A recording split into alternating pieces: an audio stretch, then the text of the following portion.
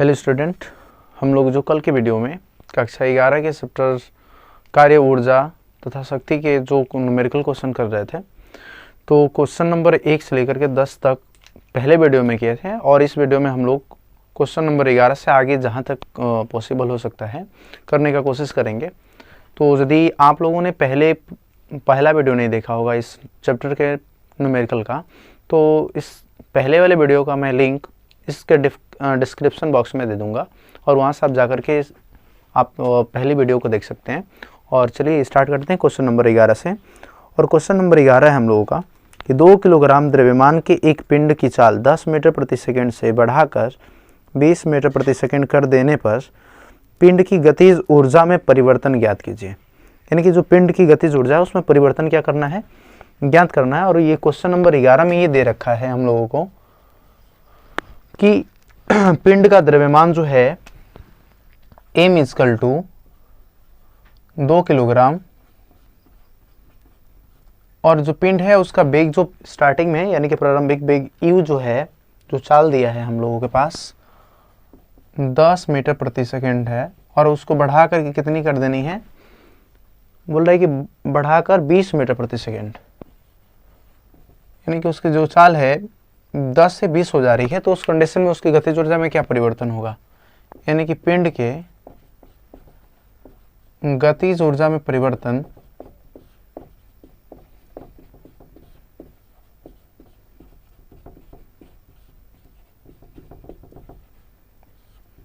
यानी कि हम लोगों को डेल्टा के इक्वल टू बोल सकते हैं 1/2 m v स्क्वायर, मतलब अंतिम गतिज ऊर्जा में से हम लोग प्रारंभिक गतिज ऊर्जा को क्या कर लेंगे, घटा लेंगे 1/2 m u स्क्वायर। ठीक है, 1/2 हो जाएगा और यहाँ से m की वैल्यू 2 रख लेंगे हम लोग और v की वैल्यू है हमारे पास 20 का वर्ग और माइनस 1/2 m की वैल्यू 2 हो जाएगी और प्रारंभिक वेग u का मान है हम लोगों के पास 10 का स्क्वायर। 2 से 2 कैंसिल हो जाएगा दोनों जगह। अब ये 20 का वर्ग करेंगे तो 400 हो जाएगा और इसका वर्ग करेंगे 10 का वर्ग करेंगे तो 100 हो जाएगा। तो माइनस करेंगे 400 में से 100 तो ये हो जाएगा 300 जूल। तो ये रहा हम लोग क्वेश्चन नंबर 11 का परिवर्तन आया, ये पॉजिटिव है, अर्थात ये बोल सकते हैं कि जो ऊर्जा है उसमें वृद्धि हो रही है। ऊर्जा में क्या हो रही है, वृद्धि हो रही है। चलिए अब चलते हैं क्वेश्चन नंबर 12 की। एक गोली जिसका द्रव्यमान 50 ग्राम है तथा जो 1000 मीटर प्रति सेकंड के वेग से चल रही है, एक लक्ष्य से टकराती है। लक्ष्य को भेदने पर गोली का वेग 600 मीटर प्रति सेकंड रह जाता है। लक्ष्य को भेदने में खर्च हुई ऊर्जा की गणना कीजिए। तो ये बताओ, जो गोली का द्रव्यमान है m इजकल टू 50 ग्राम, हम लोग 1000 से भाग देकर के इसको किलोग्राम में बदल लेंगे तो ये हो जाएगा 0.05 kg। उसका प्रारंभिक वेग दिया है 1000 मीटर प्रति सेकंड और अंतिम वेग उसका हो जाता है 600 मीटर प्रति सेकेंड। तो यहाँ से हम लोगों को निकालना है गतिज ऊर्जा में परिवर्तन। गतिज ऊर्जा में परिवर्तन, तो यहाँ से हम लोग बोल सकते हैं डेल्टा के equal to 1/2 m v square minus 1/2 m u square. अब तो यहाँ से दोनों जगहों पे m की वैल्यू सेम है, तो चाहेंगे तो हम लोग ये भी कर सकते हैं डेल्टा के इक्वल टू 1/2 m बाहर कर लिया जाएगा तो v square minus you square हो जाएगा। अब यहाँ से 1/2 m का मान है 0.05 और v का मान है आपके पास 600 का वर्ग माइनस 1000 का वर्ग। 1/2 गुणा 0.05, ये हो जाएगा 3640 और ये हो जाएगा आपके पास 60 160 2 2 4 2 6। अब इसमें से हम लोग माइनस करेंगे तो 1/2, चाहे तो इसको हम लोग कटा भी सकते हैं, कटाएंगे तो ये हो जाएगा आपके पास 0.025। ठीक है, और ये इसको गुणा माइनस करेंगे तो माइनस 6440 हो जाएगा और इसका गुणा करेंगे तो ये हो जाएगा आपके पास 3 0 से 3 0 कैंसिल हो जाएगा यहाँ से इसमें, तो ये हो जाएगा 25 गुणे माइनस 640 और इसका हम लोग जब गुणा करेंगे तो 25 में 0 से गुणा होगा तो 0 और 25 100 का 100 हंसी लगा 10 और 25 छक्का 150 और 150 और ये 10, ये हो जाएगा 160। और यहाँ से हम लोग बोल सकते हैं इसको माइनस 16,000, चाहे इसको बोल सकते हैं 1.6 गुणे 10 की पावर 4 जूल, यानी कि इतने की क्या हो जाएगी, उसमें लक्ष्य को भेदने में ह्रास होगी। ठीक है, अर्थात कमी आएगी। माइनस चिन्ह ये प्रदर्शित करेगा कि लक्ष्य को भेदने में उसका क्या हो रहा है, ऊर्जा का ह्रास हो रहा है, अर्थात कमी हो रही है। और क्वेश्चन नंबर 13 दिया हम लोगों को, 45 मीटर ऊंची मीनार की चोटी से 2 किलोग्राम द्रव्यमान का एक पिंड विरामावस्था से गिराया जाता है। कितने समय पश्चात वह पिंड पृथ्वी तल से टकराएगा? टकराते समय उसकी गतिज ऊर्जा कितनी होगी? जबकि स्मॉल जी इक्वल टू दे रखा है 10 मीटर प्रति सेकेंड स्क्वायर। तो ये बताइए उसका ऊंचाई कितना दिया है, एच इक्वल टू 45 मीटर। ठीक है, और उसके बाद से ये बता रखा है कि वो प्रारंभ में वह विरामावस्था में है। ठीक है, तो अब बताइए u का वैल्यू हमारे पास क्या हो जाएगा, 0 और 2 kg क्या है, अर्थात m की वैल्यू आपके पास 2 kg और u इक्वल टू हो जाएगा 0। और उसके बाद से एक चीज़ और दे रख, आपको 2 चीज़ें ज्ञात करना है, समय ज्ञात करना है और आपके पास ऊर्जा ज्ञात करना है। ठीक है, तो स्मॉल t आपको फाइंड आउट करनी है और आपके पास गतिज ऊर्जा क्या करना है, ज्ञात करना है। तो हम लोग क्या करेंगे, गति के समीकरण से जो हम लोग h इक्वल टू पढ़े हैं, h equal to ut plus half gt square. इस क्वेश्चन में स्मॉल g की वैल्यू दिया है 10 मीटर प्रति सेकेंड स्क्वायर। अब तो h की वैल्यू 45 और u की वैल्यू 0 हो जाएगी, अर्थात ये टोटल 0 हो जाएगा, प्लस 1/2। ये आपके पास g का मान 10 है और t का मान हम लोगों को ज्ञात करना है। ये हो जाएगा 5, यानी कि 45 इक्वल टू 5t का स्क्वायर। ये 5 9 45, तो ये हो जाएगा आपके पास t स्क्वायर इक्वल टू 9। तो t इक्वल टू बोल सकते हैं हम लोग 3 सेकंड। समय हमारा क्या हो गया, निकल गया। अब हम लोग को निकालना है गतिज ऊर्जा। तो गतिज ऊर्जा होगी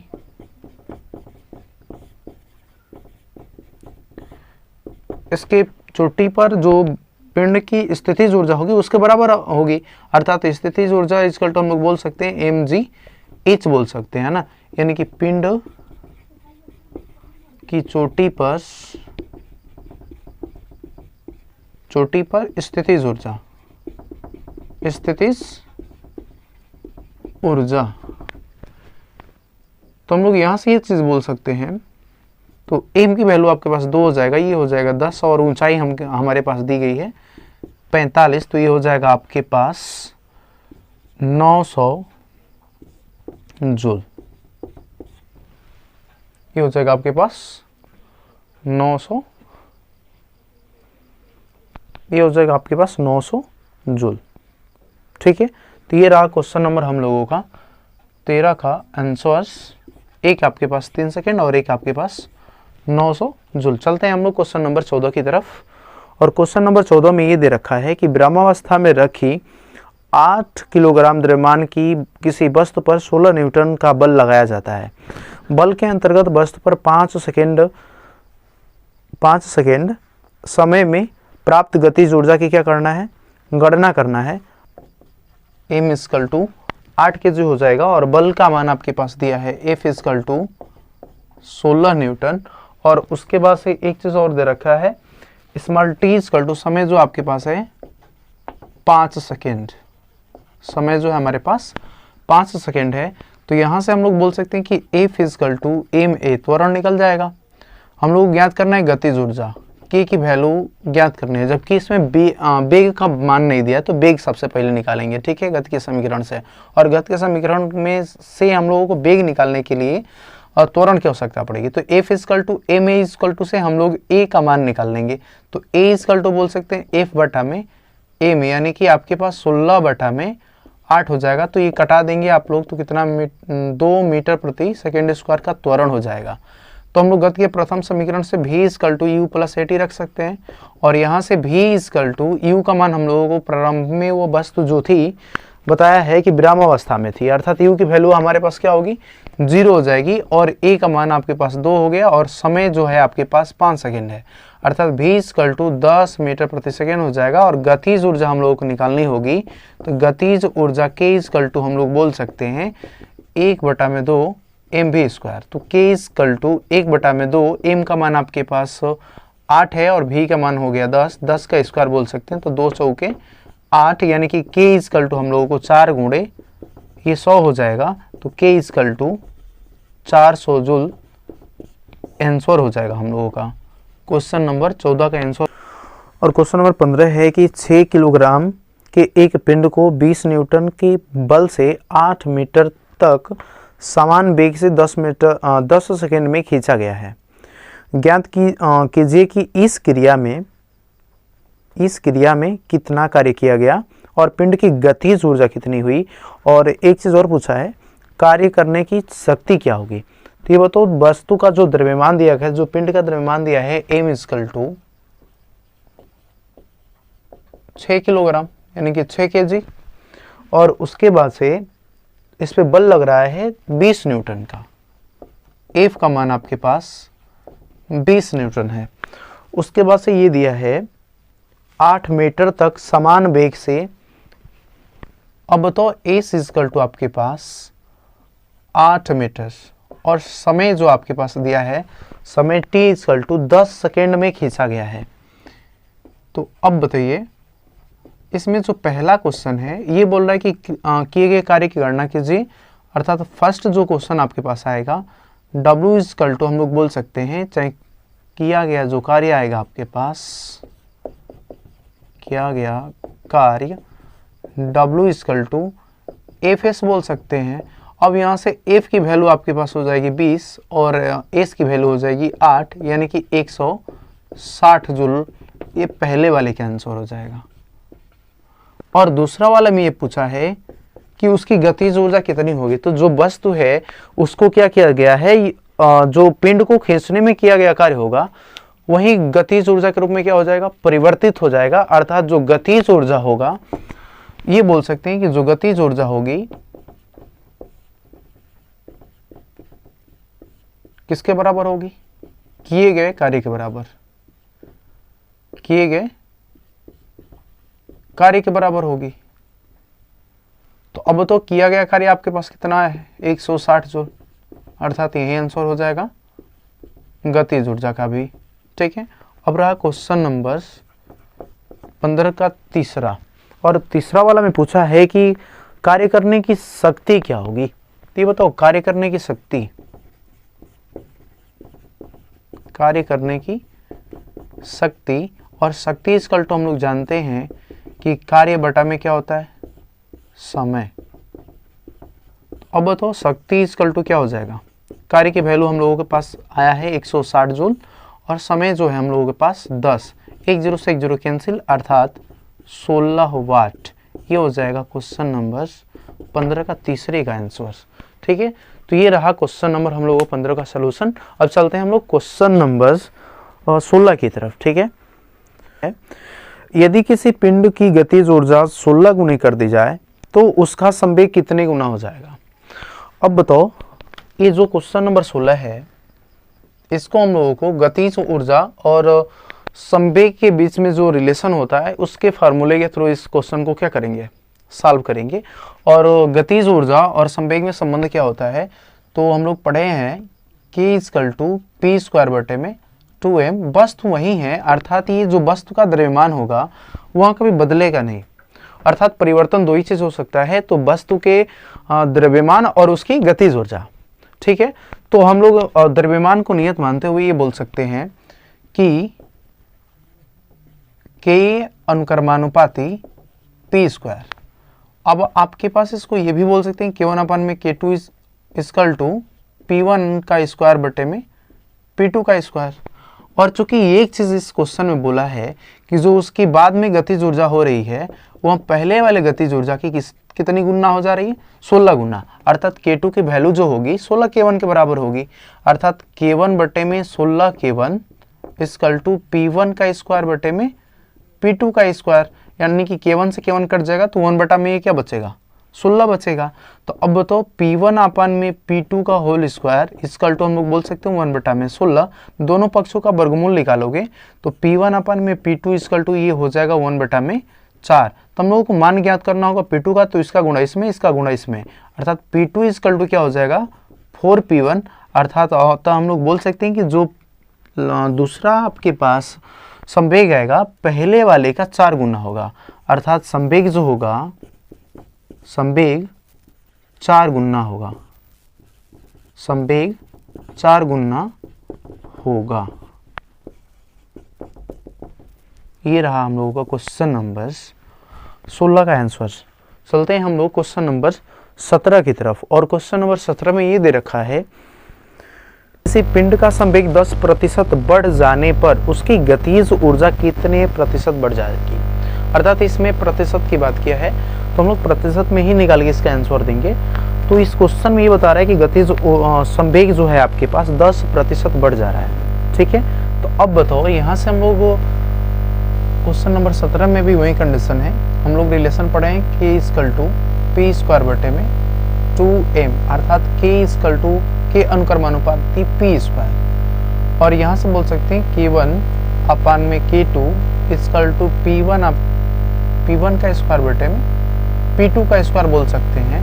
और यहाँ से हम लोगों को इस क्वेश्चन में दे रखा है कि जो आपके पास P1 है, सपोज कर लो कि माना उसका संवेग जो P1 का मान आएगा P है, और ये बता रहा है कि जो उसका P2 है यानी कि संवेग में 10% बढ़ोतरी कर दी जाती है। अर्थात ये जो पहले से P है उसमें कितना प्रतिशत बढ़ोतरी कर दी जाती है, 10% बढ़ोतरी कर दी जाती है संवेग में। अर्थात ये हो जाएगा P प्लस 10P बटे में 100, और ये आपके पास हो जाएगा, कट जाएगा तो P बटा में 10। तो इसको हम लोग हल करेंगे तो ये हो जाएगा 10 से गुणा इसमें 10 और एक ये मिल करके हो जाएगा 11P बटे में 10। तो यानी कि P2 की वैल्यू हम लोगों को 11P बटे में 10 मिल जाएगी। तो यहाँ से हम लोग बोल सकते हैं कि K1 अपान में K2 इक्वल टू P1 के स्थान पे हम लोग P रख देंगे और इसके स्थान पे हम लोग बोल सकते हैं 11P बटे में P1 का स्थान P रखोगे, इसका स्क्वायर हो जाएगा, और 11P बटे में 10 का भी स्क्वायर हो जाएगा। तो इसको हम लोग बोल सकते हैं P स्क्वायर बटे में 121 P का स्क्वायर बटे में 100, और ये नीचे जो 100 है ये चला जाएगा ऊपर, तो ये हो जाएगा 100 बटे में 121, और ये हो जाएगा P स्क्वायर से P स्क्वायर क्या हो जाएगा, कैंसिल हो जाएगा। ठीक है, और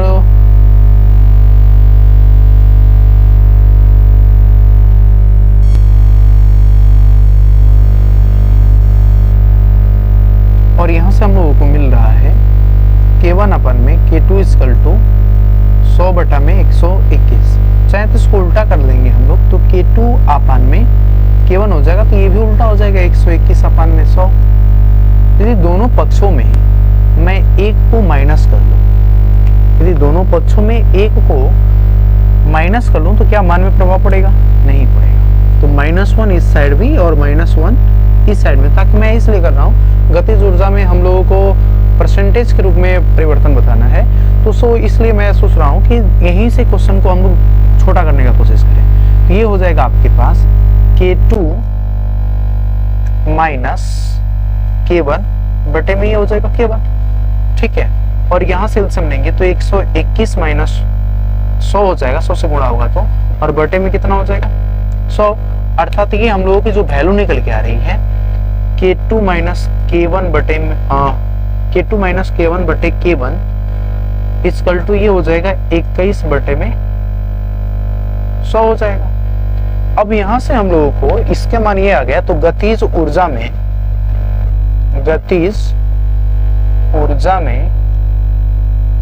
प्रतिशत वृद्धि इक्वल टू ये हम लोग बोल सकते हैं, फॉर्मूला हो जाएगा K2 माइनस K1 बटे में K1 गुणे 100 हो जाएगा। और यहां से हम लोग ये चीज बोल सकते हैं, इसकी वैल्यू हम लोग को मिल चुका है, पूरा का परसेंटेज लगाएंगे हम लोग, यानी कि 21 बटे में 100 और गुणे है 100, और इसका है परसेंटेज 100 से 100 हमारा क्या हो जाएगा, कैंसिल हो जाएगा। तो ये आपके पास आंसर आ जाएगा 21%। ये रहा हम लोगों को क्वेश्चन नंबर 17 का आंसर। ये यहाँ पे थोड़ा सा लाइट का प्रॉब्लम है, थोड़ा सा आप लोग देखने का कोशिश करेंगे, देख लीजिए क्या है, साफ साफ नजर आ रहा होगा। चलिए स्क्रीनशॉट लेना है तो स्क्रीनशॉट ले लीजिएगा, मैं आगे बढ़ रहा हूँ क्वेश्चन नंबर 18 की तरफ। कि 20 किलोग्राम द्रव्यमान का एक पिंड जो 10 मीटर प्रति सेकंड की चाल से चल रहा है और एक 5 किलोग्राम के स्थिर द्रव्यमान से टकराता है, टकराने पर दोनों द्रव्यमान चिपक जाते हैं। संयुक्त द्रव्यमान किस चाल से चलता है? पूरे निकाय की संघट्ट से पहले गतिज ऊर्जा क्या थी? संघट्ट के पश्चात गतिज ऊर्जा कितनी रह गई और शेष ऊर्जा क्या हुआ? इन सभी क्वेश्चनों का आंसर हम लोगों को देना है। तो इस क्वेश्चन में हम लोगों को दिया है m1 इक्वल टू दिया है आपके पास कितनी केजी का? 20 केजी का, और ये आपके पास m2 की वैल्यू दे रखा है, m2 की वैल्यू दिया है 5 किलोग्राम, 5 केजी, और इसका जो स्टार्टिंग में वेग है वो दिया है आपके पास 10 मीटर प्रति सेकेंड, और ये u2 पे जो वैल्यू है 0 है। ठीक है, तो ये पूछ रहा है ना कि दोनों को टकराने के बाद उसकी संयुक्त पिंड की मतलब वेग क्या होगा, अर्थात ये चीज के संयुक्त मान लेंगे हम लोग पहले वाले में कि माना संयुक्त पिंड का वेग भी है, संयुक्त पिंड का वेग क्या है? भी है। तो यहां से ये चीज बोला जा सकता है संवेग संरक्षण के नियम से, संवेग संरक्षण के नियम से ये चीज हम लोग बोल देंगे कि आपके पास m1 u1 plus m2 u2 equal to m1 plus m2 और संयुक्त पिंड का जो वेग है v है, यानी कि m1 की वैल्यू हो जाएगी 20 गुणे 10, और ये हो जाएगा आपके पास 5 गुणे 0, और ये हो जाएगा 20 और प्लस 5, और ये भी, तो ये हो जाएगा 200, और ये हो जाएगा 0, तो 0 जोड़ेंगे तो 200 ही रह जाएगा, और ये 25 बटे में 25 भी हो जाएगा, तो v इक्वल टू 200 बटे में 25, तो ये हो जाएगा आपके पास 25 8 200, यानी कि v की वैल्यू संयुक्त पिंड का जो वेग आएगा 8 मीटर प्रति सेकेंड आएगा। पहले वाले का आंसर ये रहा, और दूसरे वाले क्वेश्चन का हम लोग आंसर देखेंगे। दूसरा वाला में ये पूछा है कि पूरे निकाय का संघट्ट से पहले उसका निकालना है हम लोगों को गतिज ऊर्जा। तो संघट्ट से पहले उसकी गतिज ऊर्जा क्या होगी? संघट्ट से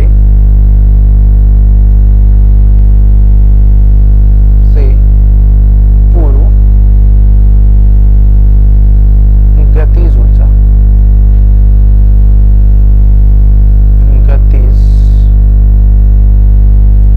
ऊर्जा, अब इस संघट्ट से पहले हम लोग उसकी गतिज ऊर्जा निकालेंगे।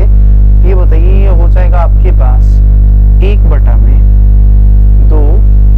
m1 u1 का स्क्वायर प्लस 1/2 m2 u2 का स्क्वायर। तो 1/2 m1 का मान आपके पास 20 है, और u1 की वैल्यू है 10 का स्क्वायर प्लस 1/2, ये 5 गुणे 0 का स्क्वायर, अर्थात ये हो जाएगा 10, तो ये 10 गुणे ये हो जाएगा 100, और ये टोटल की वैल्यू 0 हो जाएगी, अर्थात 1000 जूल संघट्ट के पहले उसकी मतलब इतना जूल 1000 जूल संघट्ट के पहले उसकी गतिज ऊर्जा थी। ठीक है, और इसके बाद वाले क्वेश्चन में ये पूछा है कि संघट्ट के बाद उसकी गतिज ऊर्जा कितनी हो जाती है, अर्थात दोनों द्रव्यमान दोनों द्रव्यमान वाले जो पिंड है दोनों एक दूसरे से चिपक जाते हैं, अर्थात तो दोनों का वेग एक हो जाता है। तो उस कंडीशन में यानी कि तीसरे वाले जो कंडीशन है संघट्ट के पश्चात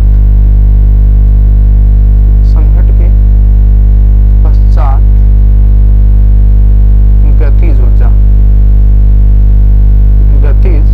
ऊर्जा अर्थात 1/2 m1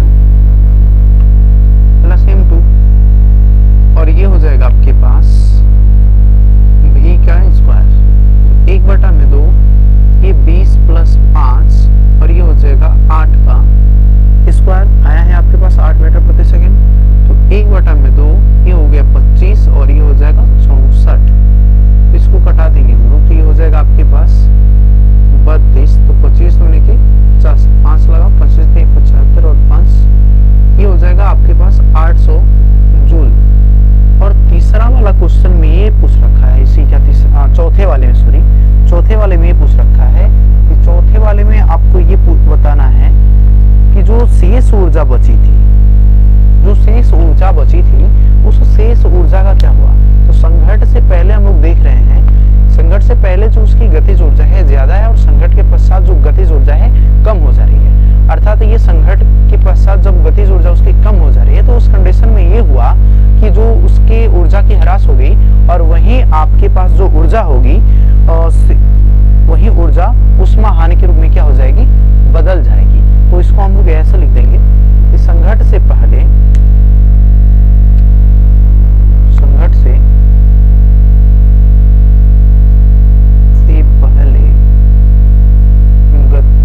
निकाय की गतिज ऊर्जा, निकाय की गतिज ऊर्जा, निकाय की गतिज ऊर्जा संघट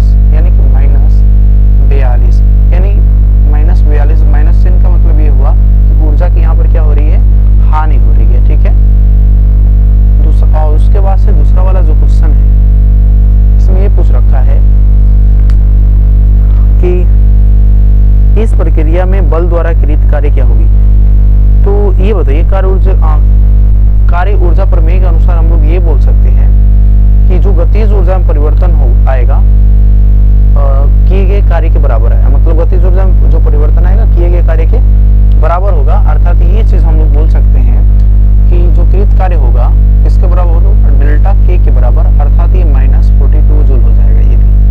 ठीक है, किसके अनुसार? कार्य ऊर्जा प्रमेय के अनुसार, कार्य ऊर्जा प्रमेय के अनुसार ये चीजें हम लोग बोल सकते हैं। और क्वेश्चन नंबर तीसरा इसमें जो कुछ रखा है उसमें ये ज्ञात करना हम लोगों को वस्तु द्वारा जिस दौरान बल लग रहा है उस दौरान वस्तु द्वारा चली गई दूरी ज्ञात करना है। तो और दूरी ज्ञात करना है हम लोगों को, तो यहाँ से त्वरण भी निकलना होगा। F इक्वल टू हम बोल सकते हैं ma। तो ये बताइए A इक्वल टू F बटा में m आ जाएगा, और F की वैल्यू है आपके पास 4 न्यूटन और m की वैल्यू है 4 न्यूटन, यानी कि इसका त्वरण 1 मीटर प्रति सेकंड स्क्वायर हो जाएगा। ठीक है, तो यहाँ से एक चीज और भी हम लोगों को ध्यान में रखना है कि जो ये आपके पास त्वरण आ रहा है ये वस्तु को रोकने के लिए कार्य कर रहा है। अर्थात वस्तु की ये जो त्वरण है मंदन के रूप में कार्य कर रहा है। तो इसके लिए जो गति का हम लोग फार्मूला यूज करते हैं v² = u² + 2as।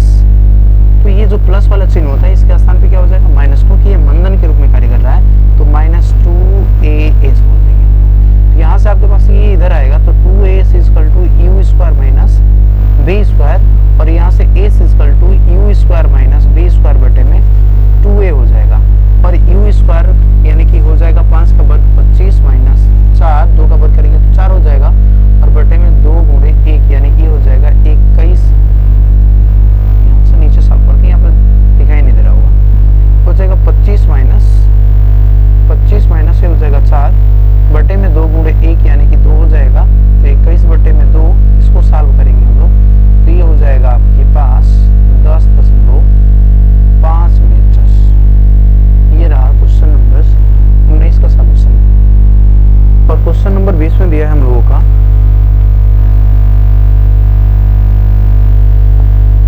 Question number 20 में दिया है कि 2 किलोग्राम द्रव्यमान की कोई वस्तु है और जो आरंभ में विरामावस्था में है, और उसके बाद से ये बताया जा रहा है कि 9 न्यूटन के किसी क्षैतिज बल के प्रभाव से एक मेज पर गति कर रही है। तो मेज की गतिज घर्षण गुणांक 0.2 है। तो ज्ञात करना है कि लगाए गए बल द्वारा 16 सेकेंड में किया गया कार्य और घर्षण द्वारा 16 सेकेंड में किया गया कार्य, और वस्तु की गतिज ऊर्जा में 16 सेकेंड में परिवर्तन क्या हो रहा है। तो इतनी चीज़ों को हम लोगों को फाइंड आउट करनी है। तो वो देखिएगा थोड़ा अच्छे से। इसका पहले तो हम लोग फिगर ड्रॉ कर लेते हैं, बना लेते हैं। इसका फिगर ऐसे कहीं है कि मेज पर एक वस्तु आपकी 2 kg की रखी गई है और इस पर एक बल लगाया जा रहा है इधर से F।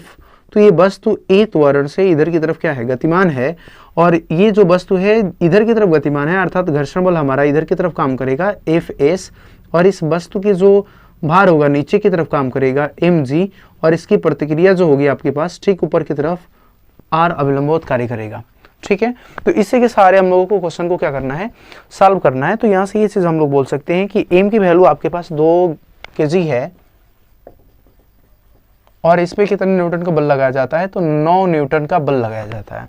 ठीक है, और इसका जो गति घर्षण गुणांक दिया है म्यू के इक्वल टू 0.2 दिया है, और यहाँ से हम लोगों को सॉल्व करना है। तो ये बताइए यहाँ से सबसे पहले हम लोगों को ज्ञात करने के लिए, मतलब ज्ञात करना है क्या चीज़, तो ज्ञात करना है पहले वाले में मतलब किया गया कार्य, और किया गया कार्य ज्ञात करने के लिए हम लोगों को विस्थापन की आवश्यकता पड़ेगी, और विस्थापन को निकालने के लिए मतलब दूरी निकालने के लिए हम लोगों को अब आवश्यकता पड़ेगी त्वरण की। तो सबसे पहले हम लोग त्वरण की गणना करेंगे। तो त्वरण की गणना करने के लिए हम लोग यहाँ से बोल सकते हैं घर्षण वाले नियम के अकॉर्डिंग कि जो ये बल होंगे इनके परिणामी जो होगा आपके पास किसके बराबर आएगा, m1 के बराबर आएगा, यानी कि F minus Fs equal to बोल सकते हैं ma।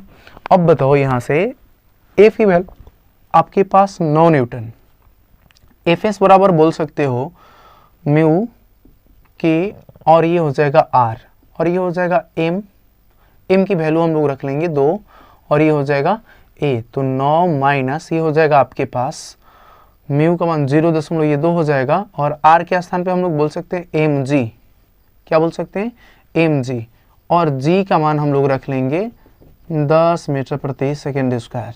ठीक है। तो 9 माइनस 0.2 गुणे ये हो जाएगा 2 और ये हो जाएगा आपके पास 10 2a। तो इसका गुणा करेंगे तो ये 9 माइनस हो जाएगा 4 हो जाएगा इक्वल टू 2a। तो ये हो जाएगा 5 इक्वल टू 2a। तो a इक्वल टू निकल के आएगा 2.5 मीटर प्रति सेकेंड स्क्वायर। इसका त्वरण हो जाएगा, ठीक है। और इस पहले वाले क्वेश्चन में ये बोला है कि 16 सेकेंड में, कितने सेकेंड में, 16 सेकेंड में आपके पास 16 सेकेंड में किया गया कार्य की गणना करना है। तो अब बताइए यहाँ से एस इक्वल टू हम लोग फार्मूला यूज करेंगे UT plus half eighty square का, ठीक है। अब यहाँ से हम लोगों को ये चीज मिल जाएगा, उसका प्रारंभिक वेग तो है 0, तो एस इक्वल टू ये हो जाएगा टोटल का टोटल 0 प्लस 1/2 और इसका हो गया 2.5, ये हो जाएगा 16 का वर्ग। ये होता है एस इक्वल टू 1/2 और ये आपके पास हो जाएगा 2.5 गुणे 16, ठीक है। तो यहाँ से इसको घटा देंगे, 8 बार में क्या हो जाएगा, कट जाएगा। और यहाँ से इसका 16 से इसमें गुणा करेंगे तो 16 पचे 80 के 0 हो जाएगा और 16 दूनी के 32 और 8 ये हो जाएगा 40।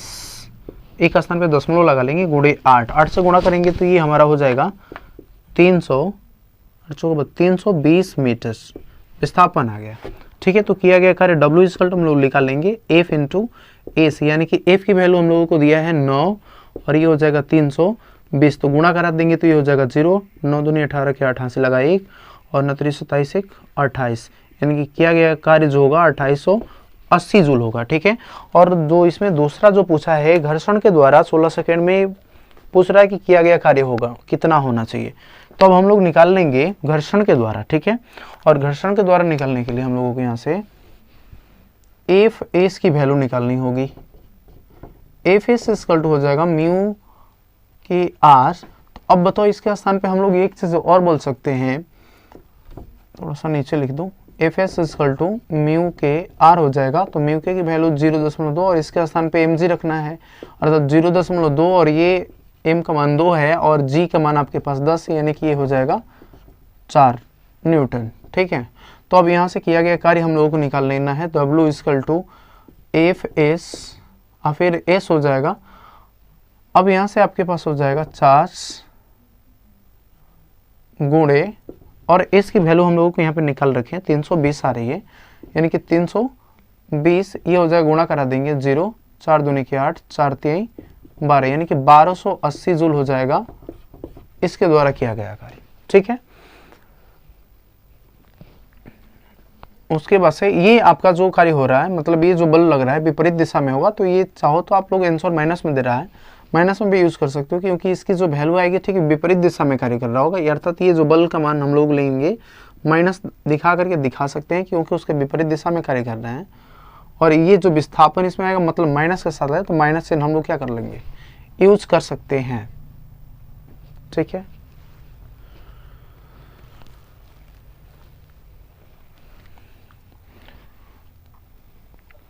और यहाँ से जो इसका आंसर माइनस में दे रहा है, तो ये चीज हम लोग बोल सकते हैं कि जो इसका विस्थापन है विपरीत दिशा में, मतलब ये विपरीत दिशा में एक तरह से बल कार्य कर रहा है, अर्थात जो इसके द्वारा जो किया गया कार्य होगा माइनस में दिखा सकते हैं हम लोग, ठीक है। अर्थात ये जो होगा आपके पास माइनस में लगा सकते हैं, ठीक है। तो ये माइनस 1200 से बोल सकते हो। और रहा तीसरा, और तीसरे वाले में ये चीज बोल रखा है कि वस्तु की गतिज ऊर्जा में 16 सेकंड में परिवर्तन क्या होगा। तो ये बताओ, वस्तु जो थी पहले स्टार्टिंग में, उसका वस्तु जो विरामावस्था में थी, अर्थात u इक्वल टू क्या मिल जाएगा 0, और जब u इक्वल टू 0 तो वस्तु का जो k की वैल्यू आएगी वो भी वैल्यू क्या होगी आपके पास, k1 की वैल्यू क्या आएगी 0 आएगी। और उसके बाद से ये बताया जा रहा है कि जो वस्तु है उसका अंतिम वेग नहीं बताया गया है, तो अंतिम वेग हम लोग क्या कर लेंगे, निकाल लेंगे v equal to u plus 80 से। तो v की वैल्यू ये 0 हो जाएगा और a की वैल्यू हम लोगों की आई है 2.5 और समय है आपके पास 16, तो ये v इक्वल टू कितना हो जाएगा 40 हो जाएगा, तो ये 40 मीटर प्रति सेकेंड। तो अब यहाँ से डेल्टा k इक्वल टू निकालना चाहेंगे तो ये बोल सकते हैं k2 माइनस k1, और यहाँ से K2 की वैल्यू निकालना चाहेंगे तो इसके स्थान पे हम लोग बोल सकते हैं 1/2 एम भी का स्क्वायर और माइनस K1 का मान आपके पास है 0, अर्थात 1/2 एम की वैल्यू आपके पास हो जाएगी 2 और ये इसकी वैल्यू हो जाएगी 40 का स्क्वायर, 2 से 2 कैंसिल, अर्थात ये हो जाएगा 1600 जूल, यानी कि ऊर्जा में परिवर्तन कितने का होगा 1600 जूल का। तो ये रहा क्वेश्चन नंबर 20 का सॉल्यूशन। तो मैं आशा करता हूँ कि आप लोगों को एक एक न्यूमेरिकल की जो भी क्वेश्चन का सॉल्यूशन था समझ में आया होगा। यदि समझ में कोई क्वेश्चन नहीं आता है तो कमेंट बॉक्स में लिखने का कोशिश करिएगा और कम से कम एक काम करिएगा, अपने दोस्तों के साथ कम से कम एक शेयर ज़रूर करिएगा। धन्यवाद, फिर मिलते हैं नेक्स्ट वीडियो में इस क्वेश्चन के आगे बढ़ाते हुए। अगले वीडियो में हम लोग सॉल्व करेंगे। तब तक के लिए धन्यवाद।